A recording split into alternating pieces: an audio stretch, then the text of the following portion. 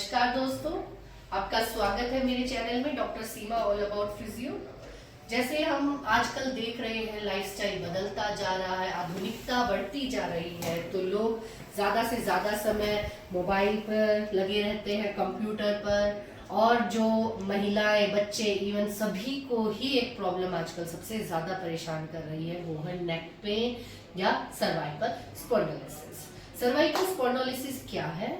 Cervical हमारी bones हैं, ये 7 बोन्स रहती है जो हमारी गर्दन की 7 हड्डियां हैं। उनका नाम सर्वाइकल है, मेडिकल टर्म है, उनको सर्वाइकल बोलते हैं। जब उनकी स्ट्रेटनिंग हो जाती है, उनका जो कर्वेचर है वो खत्म हो जाता है, तो उसको स्ट्रेटनिंग ऑफ सर्वाइकल स्पाइन बोलते हैं।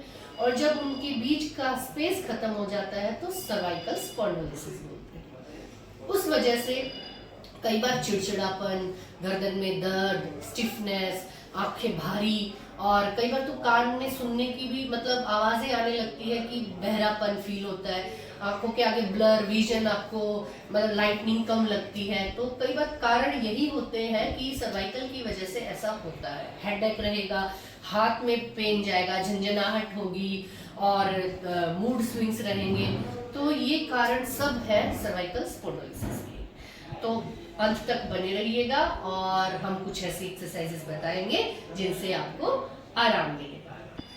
फर्स्ट एक्सरसाइज होगी, काउच के या बेड के बिल्कुल एज पे आपका शोल्डर होना चाहिए और गर्दन नीचे झुकेगी, उसके साथ उसको साइड फ्लेक्शन करना है। उठाइएगा, शाबाश। Hold for 10 second and then relax. Yes, repeat, very good. Down again, जी हाँ। ये सेकेंड एक्सरसाइज में हम प्रोन पोजीशन या उल्टी पोजीशन में आके शोल्डर तक, सेम हमारा काउच शोल्डर तक हमारा रहेगा और गर्दन नीचे। अब उठाइएगा, एक्सटेंड करना है नेक को जितना हो सकता है maximum. Hold for 10 second and repeat this exercise for 10 to 20 times. Again, yes, hold in this position. Very good, very good. Relax, relax.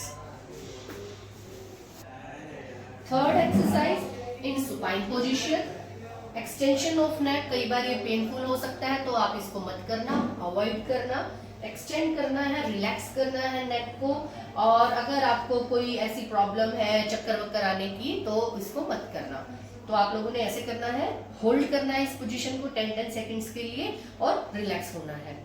इससे भी काफी मदद मिलेगी आपको, मसल्स रिलैक्स होंगी, जो नेक मसल्स है वो रिलैक्स होंगी, उनकी स्ट्रेचिंग होगी। एक्सरसाइज है शोल्डर श्रगिंग। आपने अपने शोल्डर्स को रेज करना है, कोशिश करना जहां तक ईयर लोब है वहां तक आप उनको होल्ड कर पाए।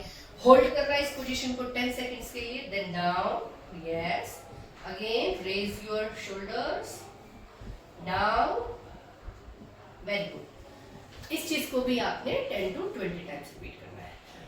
लास्ट है कि आपने आइस पैक का यूज करना है, आइस लगाना है नेक मसल्स के ऊपर। और सेल्फ स्ट्रेच, जो हम अपनी पहले की भी काफी वीडियोस में हम बता चुके हैं, ये सेल्फ स्ट्रेच आप लोगों ने करना है।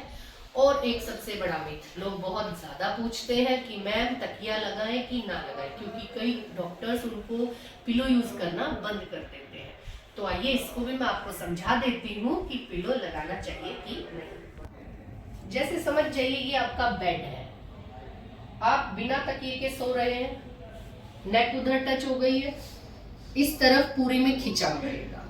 आप 6 से 8 घंटे की नींद ले रहे हैं, इस तरफ या इस तरफ जब भी आप पोजीशन चेंज करेंगे नेक ऐसे ही जाएगी, क्योंकि बेड की स्टेबिलिटी के अकॉर्डिंग इसको जाना है, कंटूर के अकॉर्डिंग जाएगा। तो एक तरफ स्ट्रेन रहेगा, यहाँ पर आपको इस तरफ या इस तरफ टाइटनेस शुरू हो जाएगी।